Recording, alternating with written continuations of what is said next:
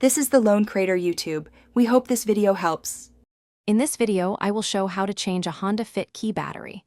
Remove the emergency key first and pry open the fob seam with a small flathead screwdriver. Carefully separate the two halves and note battery orientation. Replace with the correct CR2032 battery and press halves back together until they click. Test the buttons before reassembling the emergency key. Keep spare batteries for future quick swaps. Start by removing the emergency key and sliding the release latch to open the fob. Use a flathead screwdriver to gently pry the seam, working around the edge until halves separate. Note the battery orientation and use a non-magnetic tool to lift the old CR2032 battery straight up. Avoid touching electronic contacts with your fingers. Replace with a new battery, reseat the halves, and reinsert the emergency key to finish. If you are finding this video helpful, please subscribe and like for more practical car tips.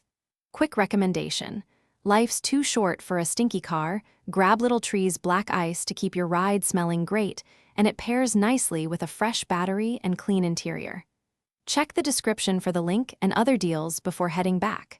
Now let's get back to the video. After inserting the new CR2032 battery with the correct polarity, align the fob halves and press them together until they click securely. Reinsert the emergency key and test lock, unlock, and panic functions to confirm proper operation. If a button fails, reopen the fob to check battery seating and contact cleanliness. Wipe contacts gently with a dry cloth if needed and retest to ensure reliable remote performance. Thanks for watching.